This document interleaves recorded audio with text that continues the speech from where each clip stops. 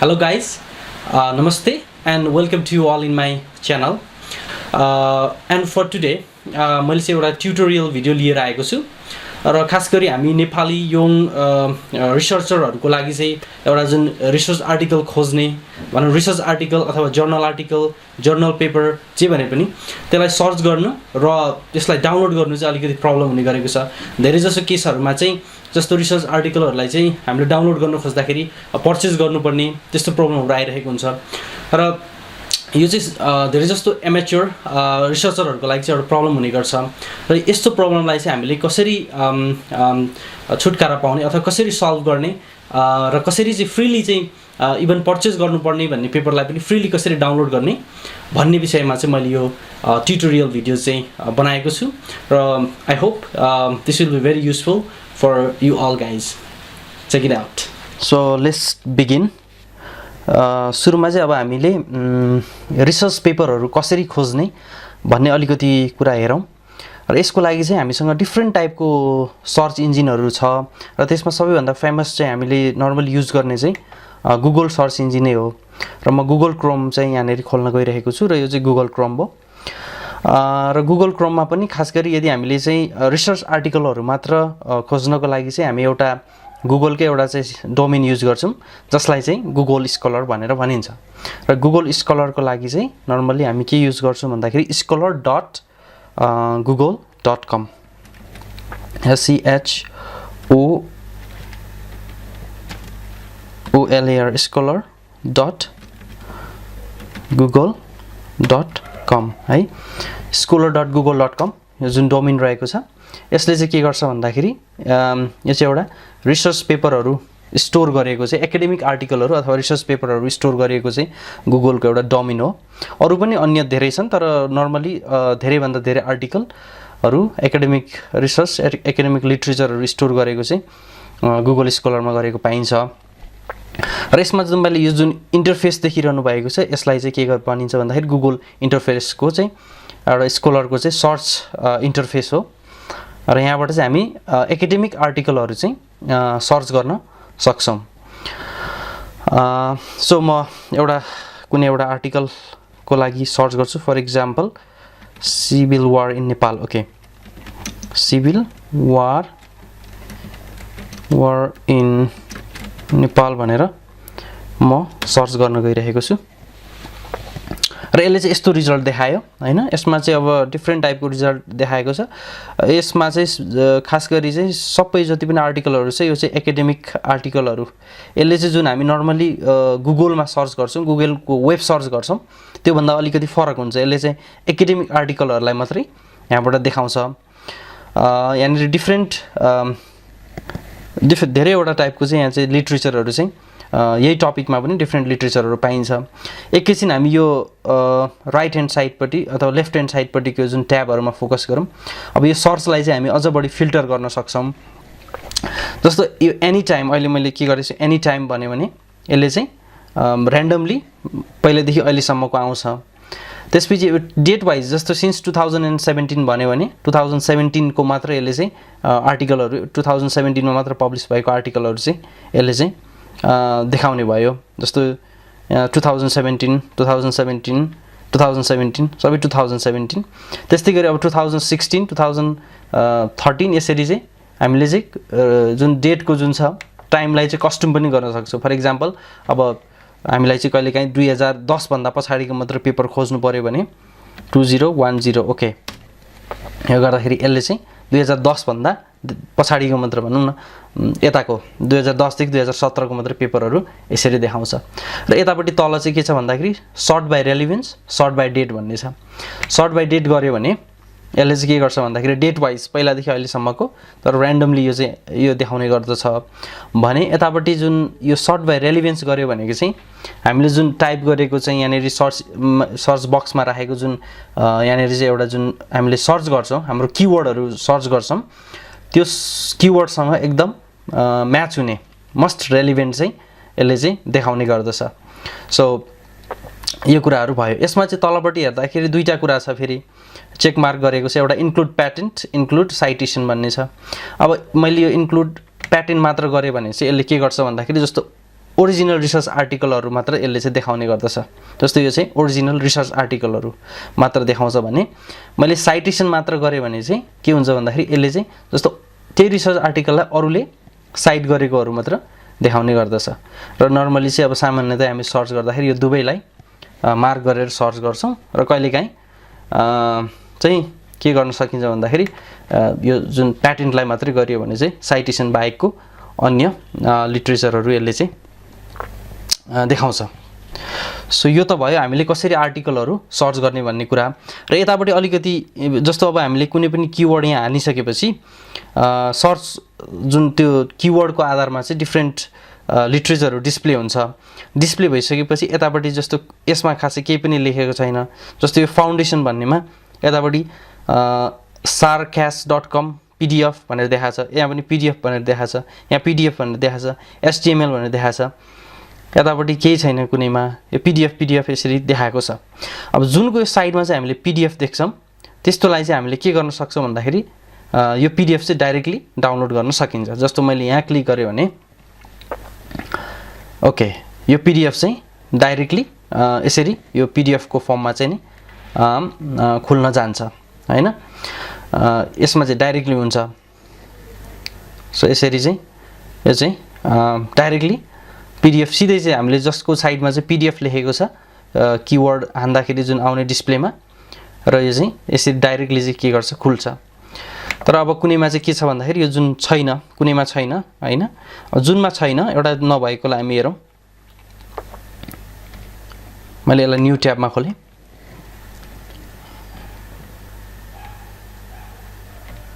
Okay र यस्तो आयो। यो चाहिँ जुन जसको चाहिँ तपाईको जसमा चाहिँ साइडमा PDF लेखेको छैन त्यो चाहिँ डाउनलोड गर्न सिधै डाउनलोड गर्न मिल्दैन। सो यो paper the political economy of civil war in Nepal भन्ने जुन यो पेपर देखायो यसले, यसमा चाहिँ अब जस्तो के भन्यो भन्दाखेरि पर्चेज PDF भन्छ यसले। अब यो चाहिँ हामीले सिधै कहीँबाट पनि यहाँ डाउनलोड भन्ने कुनै पनि अप्सन हामीसँग छैन। यसले चाहिँ के गर्छ भन्दाखेरि पर्चेज गर्नुपर्ने हुन्छ हामीले चाहिँ यसलाई सर्टेन। नर्मली सामान्यतया पेपरको $30 भन्दा माथि हुन्छ। यसले चाहिँ हामीलाई पर्चेज गर भन्छ। सिधै अब हामीले यसलाई चाहिँ के गर्न मिलेन भन्दाखेरि डाउनलोड गर्न मिलेन। तर जुन यतापट्टि म फेरि त्यही पेजमा आउँदाखेरि तर हामीसँग जुन चाहिँ PDF लेखेको यस्तो छ यो चाहिँ डाइरेक्टली के गर्न मिल्छ भन्दाखेरि डाउनलोड गर्न मिल्छ। अब प्रब्लम भयो हामीलाई यस्तो, किनभने धेरै जसो आर्टिकलहरू हामीले सर्च गर्दै जाँदाखेरि यसले चाहिँ के गर्छ डाइरेक्ट डाउनलोड गर्न मिल्दैन र हामीलाई चाहिँ पर्चेज गर भनेर यस्तो खालको पर्चेज PDF भनेर यो पर्चेज गर्ने चाहिँ एउटा पेज खुल्छ जहाँ चाहिँ हामीले एब्स्ट्र्याक्ट त पढ्न मिल्छ तर फुल पेपर चाहिँ हामीले डाउनलोड गर्न सक्दैनौँ, त्यसलाई पढ्न सक्दैनौँ। र अब यस्तोको लागि के गर्ने भन्ने समस्या हुन्छ। र यसको लागि पनि यस्तो पेपरहरूलाई पनि हामी सजिलैसँग डाउनलोड गर्न सक्छौँ। त्यसको लागि चाहिँ हामी एउटा डोमेन युज गर्छौँ। जुन डोमेन चाहिँ के हो त भन्दाखेरि sci-hubhub.io भन्ने चाहिँ एउटा डोमेन युज गर्छौँ, अथवा sci-hubhub.bz यो दुईटा डोमेन चाहिँ हामी युज गरेर चाहिँ त्यस्तो पेपरहरूलाई पनि त्यस्तो आर्टिकलहरूलाई पनि डाउनलोड गर्न सक्छौँ। ओके कसरी गर्न सक्छौँ म यो चाहिँ यहाँ देखाउन गइरहेको छु। मैले यो नयाँ ट्याबमा चाहिँ sci-hubhub.bz भन्ने चाहिँ यो डोमेन खोल्न गइरहेको छु। र तपाईहरुले यो खोलिसकेपछि एउटा पेज डिस्प्ले हुन्छ यस्तो खालको, science hub to remove all barrier in the way of science भन्ने यस्तो खालको एउटा पेज चाहिँ खुला हुन्छ। र यो चाहिँ साइन्स हबको SCI हबको चाहिँ जुन यो चाहिँ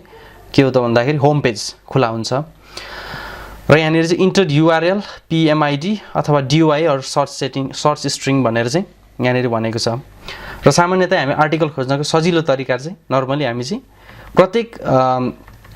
आर्टिकलको चाहिँ DOI नम्बर हुन्छ। प्रत्येक भनौँ साइन्टिफिक आर्टिकलहरूको चाहिँ DOI नम्बर हुन्छ र त्यो नम्बर चाहिँ हामी नर्मली यहाँबाट राखेर यो सर्च बक्समा राख्यौँ भने हामीले अनि त्यसलाई ओपन गर्यौँ भने चाहिँ के हुन्छ भन्दाखेरि त्यो चाहिँ आर्टिकलहरू चाहिँ अनलक हुन्छ। र मैले अघि खोलेको यो पेपर चाहिँ जसलाई चाहिँ हामीले डाउनलोड गर्न सकिएन, कुनै पनि अप्सन छैन डाउनलोड गर्ने यसको लागि। अब यसलाई चाहिँ कसरी डाउनलोड गर्ने भन्दाखेरि यहाँनिर हामी हेर्न सक्छौँ। जस्तो यो यहाँनिर यो HTTP DOI something something something भनेर एउटा नम्बर छ र योलाई चाहिँ हामीले चाहिँ यो DOI नम्बर हामीले यहाँबाट कपी गर्न सक्छौँ। जस्तो मैले यो DOI नम्बर कपी गर्न चाहेँ, यो DUI को DUI.org त्यो स्ल्यास पछि यो 10 पोइन्ट यो भन्ने हुन्छ त्यो भन्दा पछाडीको पार्टलाई चाहिँ मैले यो जुन चाहिँ एउटा DUI नम्बर हो त्यसपछि डिजिटल अब्जेक्ट आइडेन्टिफायर नम्बर भन्छ यसलाई हैन यो नम्बर चाहिँ मैले चाहिँ अब डाउनलोड गरे सरी कपी गरे र कपी गरिसकेपछि यो जुन यसमा छ यसमा ल्याएर मैले त्यो नम्बर चाहिँ यसरी पेस्ट गरे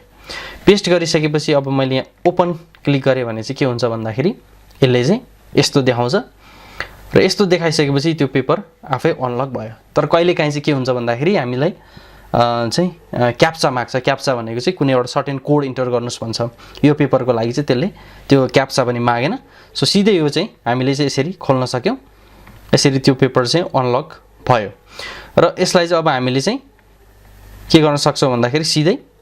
डाउनलोड क्लिक गरेपछि यो स्टार्ट डाउनलोड गरेर कहाँ सेभ गर्ने त्यो सेभ हुन जान्छ यसरी चाहिँ हामी डाउनलोड गर्न सक्छौं यसलाई चाहिँ अब कुनै तपाईको स्पेसिफाइड लोकेसनमा चाहिँ हामीले यसरी सेभ गर्न सक्यो र यो चाहिँ डाउनलोड भयो र यसरी चाहिँ हामी साइन्स हब युज गरेर चाहिँ यो चाहिँ एउटा डोमेन युज गरेर चाहिँ डाउनलोड गर्न सक्छौं र यसमा त सिधै डाउनलोड भयो कुनै पनि क्याप्चा मागेन र कहिलेकाहीँ के हुन्छ भने let's try from another article